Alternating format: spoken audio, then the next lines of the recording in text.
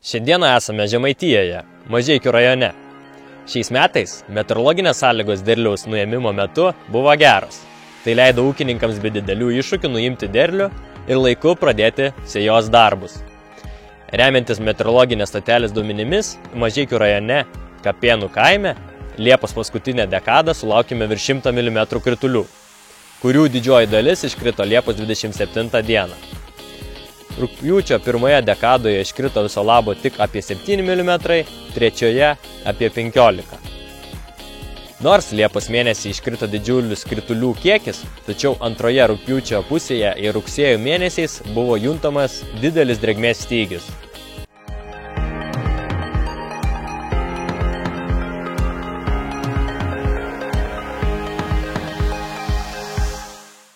Esame žieminių rapsų Atoro veislės pasėlyje, kuris pasėtas rugpjūčio 25 dieną. Sėjos metu tręšta amofoso trąšomis. Sėta 2,8 kg į hektarą normą. Kvadratinėme metre rasta apie 35 augalai. Atoro – tai vidutinio vėlyvumo brandos veislė, kuri pasižymi labai gerų žemkimtiškumu, tolerancija fomozijai ir ropių geltos virusai. Augalai pasižymi gyvybingumu ir tvirtumu. Taip pat turi savybę puikiai regeneruotis po žiemos. Šiuo metu rapsai yra 18 tarpsnyje pagal BBCH skalę. Turi 8 išsivysčiusius lapus. Augimo kūgelio aukštis apie 10 mm, šaknies storis taip pat apie 10 mm. Šiltas rugsėjais buvo puikus laikotarpis įvairiems kenkėjams plisti. Neišimtis ir mūsų rajone. Pasėlyje aptikta amarų. Vertinant amarų žalingumą rapsams, reikėtų išskirti persikinius amarus, kurie yra pagrindiniai žalingos rapsams virusinės ligos ropių geltos viruso pernešėjai. Apžiūrint rapsų pasėlius, persikinių amarų reikėtų ieškoti apatinėje lapų pusėje. Ypač į amarus reikėtų atkreipti dėmesį ilgą šiltą rudenį, tokį kaip šį.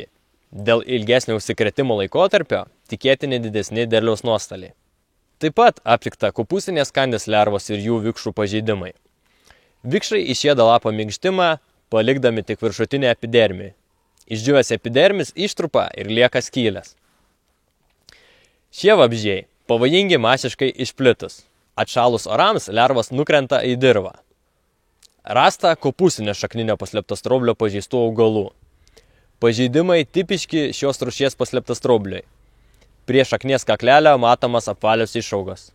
Jas prapjovus, viduje randama balkšvų lervučių, iš kiaušinėlio jos įsirito rudenį ir susiformavo šaknų išaugose, kuriuose jos ruošiasi peržiemoti. Vėliau jos išlys į paviršių ir dirvoje virs leliukėmis. Rapsų viduje esančių lervų sunaikinti jau negalima. Todėl reikia naikinti paslėptastraublio vabalus, kai jų atsiranda pasėliuose, kol patelės dar nespėjo padėti į augalus kiaušinėlį. Žieminių rapsų pasėlyje buvo panaudoti herbicidai nuo pabirų ir piktžolių. Galime matyti, jog herbicidai puikiai atliko savo darbą. Pagal jautrumą piktžoliams rapsai priskiriami jautriems augalams, ypač ankstyvaisiais jų vystymosi tarpsniais. Todėl rudeninis purškimas nuo piktžolių yra būtinas.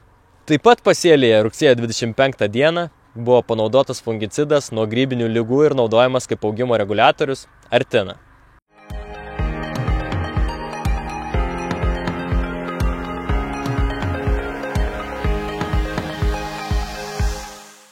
Apžvelgiant žieminių kviečių sėją, rugsėjo 9-13 dienomis sulaukėme 15 mm kritulių, kuris šiek tiek sumažino dulkių kiekį laukuose. Esame žieminių kviečių lauke Skagen, kurie pasėti rugsėjo 27 dieną 170 kg į hektarą normą. Pasėta tiesiogiai į nedirbtą dirvą. Tarpueilių plotis šiame lauke 25 cm. Sėjos metu naudotas amofoso trąšos, įterptos lokaliai. Ši veislė Lietuvoje, kaip žinoma, registruota nuo 2010 metų, pasižyminti dideliu ir stabiliu derliumi. Tai tarsi etalonas veislių rinkoje. Prieš sėją sėkla nebeicuota, tik apvelta huminėmis ir fulvo rūgštimis. Ūkininkas specifiškai pasirinko nenaudoti beico, nes apvėlus šio produkto dirvoje gerinama mikroorganizmų veikla. Apžiūrėjus pasėlį, matome, kad žieminiai kviečiai yra 13 tarpsnyje pagal BBCH skalę. turi 3 išsivyščiusius lapus. Šiame lauke esantis baltieji dobilai liko po pupų, kadangi ūkininkas sėjant pupas įsėja dobilus kaip anselį. Tai matant šios dobilus, galim iškasti. Prieš sėja ūkininkas glifosavo šį lauką, tačiau dobilai gyvybingi, matosi baltos šaknelės. Dobilų nauda neabejotina. Dobilai atlieka dengiamąją paskirtį per žiemą ir ūkininkas tikisi pavasarį herbicidų šiuos dobilus išnaikinti. Taip pat dobilai fiksuoja atmosferoje esantį azotą. Spalio viduryje pasėlyje panaudotas herbicidas Complete. Lauke matosi daugybė pridygusių piktžolių. Kaip ir minėjau, kad naudotas herbicidas Complete'as yra dirvinio veikimo, tačiau panaudotas jis tik prieš 2 savaitės, ko pasėkoje galbūt dirvinis herbicidas dar nespėjo suveikti, kadangi ateinančiai savaitei dar pranašaujami gana šilti orai, tai turėtų herbicidas puikiai suveikti ir turėtumėm rezultate pavasarį turėti gana švarų lauką. Visą informaciją apie žieminių rapsų ir kviečių pasiruošimą žiemojimui iš 40 Lietuvos rajonų yra pateikiama IKMIS interneto svetainėje. Sekite mūsų naujienas socialiniuose tinkluose.